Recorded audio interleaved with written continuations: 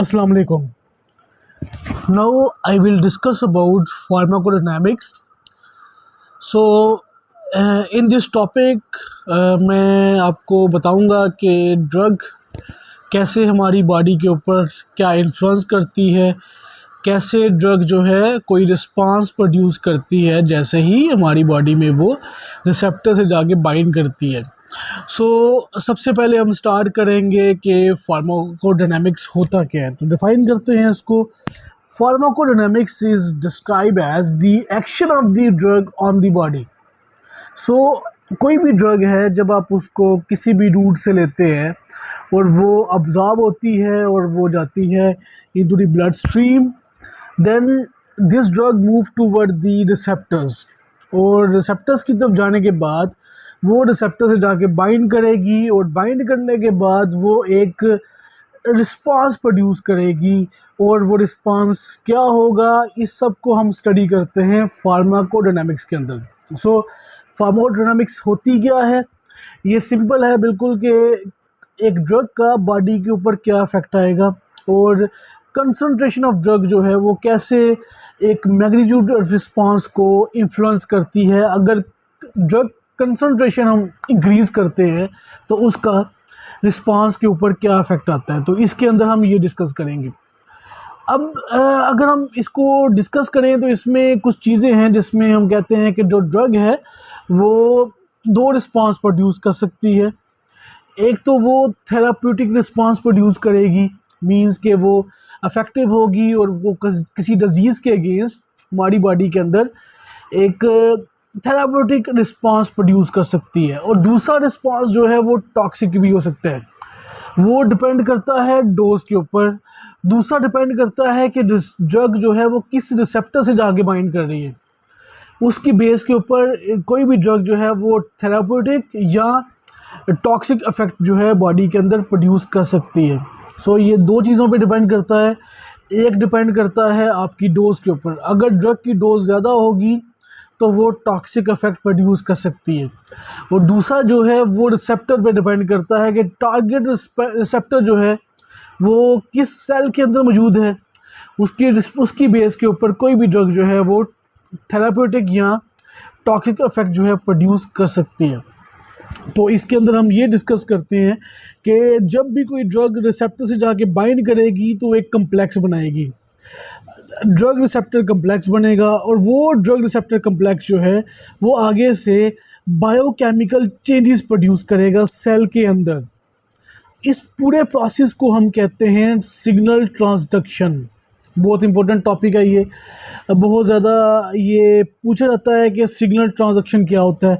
तो इसके अंदर हम क्या कहते हैं कि कोई भी ड्रग जब रिसेप्टर से जाके बाइंड करती है तो बाइंड करने के बाद वो सेल के अंदर कुछ बायोकेमिकल या मॉलिक्यूलर चेंजेस प्रोड्यूस करती है। उन चेंजेस को हम कहते हैं सिग्नल ट्रांसडक्शन। नेक्स्ट मूव करते हैं, और इसमें आप देख सकते हैं कि हमारे पास एक ड्रग है।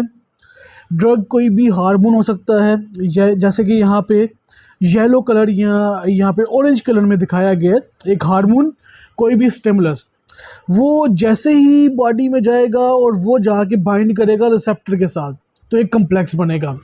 अब कम्प्लेक्स रिसेप्टर जो है आप यहाँ पे देख सकते हैं कि वो सेल मेम्ब्रेन के ऊपर एक रिसेप्टर है जिसके साथ जाके ड्रग बाइंड करेगी। अब जैसे ही रिसेप्टर से ड्रग बाइंड करेगी, बाइंड करने के बाद सेल के अंदर कुछ रिएक्शंस होंगे, कुछ बायोकेमिकल चेंजेस प्रोड्यूस होंगी, उसे हम कहते हैं सिग्नल ट्रांसडक्शन। और जब ये चेंजेस प्रोड्यूस होंगी तो सेल के अंदर एक रिस्पांस प्रोड्यूस होगा। उस रिस्पांस को आगे से सेल जो है वो अपने मुताबिक आगे इसको प्रोसीड करेगा। तो इस पूरे प्रोसेस को हम कहते हैं सिग्नल ट्रांसडक्शन। अब यहाँ पे हम बेसिकली किन किन चीज़ों को डिस्कस करेंगे। सबसे पहले हम कुछ हमारे पास मेन पॉइंट्स हैं इसमें। First one is the receptor. Receptor क्या होता है। Second is the second messengers क्या होते हैं। Third one is the ligand, and fourth one is the affinity. ये मेन 4 टॉपिक्स हैं या 4 टर्म्स हैं जिसको डिस्कस करना बहुत ज़्यादा ज़रूरी है, क्योंकि ये टॉपिक ये टर्म्स जो हैं बहुत ज़्यादा पूछी भी जाती हैं। सबसे पहले जो है रिसेप्टर क्या होता है। रिसेप्टर जो है कोई भी बायोलॉजिकल मॉलिक्यूल हो सकता है जिसके साथ ड्रग आगे बाइंड करेगी और बाइंड करने के बाद एक रिस्पांस प्रोड्यूस करेगी, उसको हम कहेंगे रिसेप्टर्स। जैसे रिसेप्टर्स जो हैं कोई भी एंजाइम हो सकता है, कोई न्यूक्लिक एसिड हो सकता है, या कोई प्रोटीन भी हो सकती है। ये रिसेप्टर जो हैं मोस्टली हमारे पास जो रिसेप्टर्स हैं वो प्रोटीन होती हैं, प्रोटीन नेचर की होती हैं।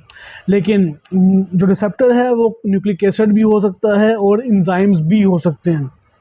सो रिसेप्टर क्या हुआ, रिसेप्टर वो मॉलिक्यूल है जिसके साथ ड्रग आगे बाइंड करेगी और बाइंड करने के बाद एक रिस्पांस प्रोड्यूस करेगी।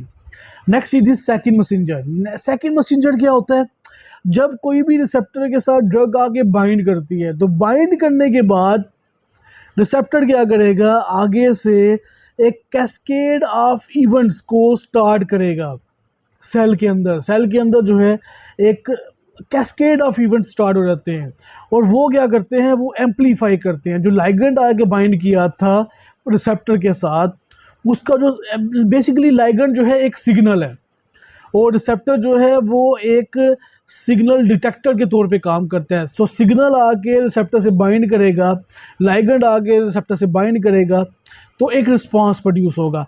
उस रिस्पांस को आगे से सेकंड मैसेंजर्स जो हैं उसको एम्पलीफाई करते हैं और एम्पलीफाई करने के बाद वो मल्टीपल रिस्पांस प्रोड्यूस करेंगे तो उसे हम कहेंगे सेकंड मैसेंजर्स। तो सेकंड मैसेंजर्स जो हैं एक कैस्केड ऑफ इवेंट्स हैं जो कि फॉर्म होंगे आफ्टर कि जैसे ही कोई लाइगेंड आके रिसेप्टर से बाइंड करेगा, तो रिसेप्टर के साथ आगे लाइगेंड बाइंड किया, सो एक कैस्केड ऑफ इवेंट्स सेल के अंदर स्टार्ट होंगे, उसे हम कहेंगे सेकंड मैसेंजर। नेक्स्ट हमारे पास आता है लाइगेंड। हम यहाँ पे मोस्टली लाइगेंड का वर्ड यूज़ करते हैं। तो लाइगेंड क्या होता है, लाइगेंड एक स्मॉल मॉलिक्यूल है जो कि रिसेप्टर से बाइंड करता है और ये रिसेप्टर्स जो हैं मोस्टली हमारे पास प्रोटीन्स होती हैं। तो हम इसको कहते हैं कि कोई भी मॉलिक्यूल जो प्रोटीन्स के साथ आके टारगेट प्रोटीन के साथ आके बाइंड करता है उसे हम कहते हैं लाइगेंड। और अफिनिटी, लास्ट में ले हैं अफिनिटी। अफिनिटी क्या होती है कि बाइंडिंग कैपेसिटी कितनी है। कोई भी अगर रिसेप्टर के साथ आके लाइगेंड बाइंड कर रहा है तो वो कितनी स्ट्रांगली बाइंड करेगा, उसकी स्ट्रेंथ कितनी ज़्यादा है, उसको हम कहते हैं अफिनिटी।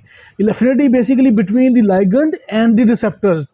अगर अफिनिटी ज़्यादा होगी तो ड्रग आके बाइंड करेगी, अगर अफिनिटी कम होगी तो ड्रग जो है वो बाइंड नहीं कर पाएगी रिसेप्टर के साथ और दूसरी ड्रग जो है उसकी जगह आके बाइंड कर जाएंगी और रिस्पांस प्रोड्यूस नहीं होगा। तो ये मेन 4 टॉपिक्स, मेन 4 पॉइंट्स से जो कि डिस्कस करने थे। नेक्स्ट चलते हैं हम सिग्नल ट्रांसडक्शन की तरफ। ये मैंने आपको ऑलरेडी बताया है सिग्नल ट्रांसडक्शन क्या होता है। इसके अंदर जब भी कोई ड्रग मॉलिक्यूल रिसेप्टर से आगे बाइंड करता है तो एक कम्प्लेक्स बनता है, रिसेप्टर लाइगेंड रिसेप्टर कम्प्लेक्स। वो जो कम्प्लेक्स है आगे से सेल के अंदर बायोकेमिकल या मॉलिक्यूलर एक्टिविटीज़ प्रोड्यूस करेगा, उस एक्टिविटीज़ को हम कहेंगे सिग्नल ट्रांसडक्शन। आप देख सकते हैं राइट साइड के ऊपर एक रिसेप्टर बनाया है नंबर 1 पे।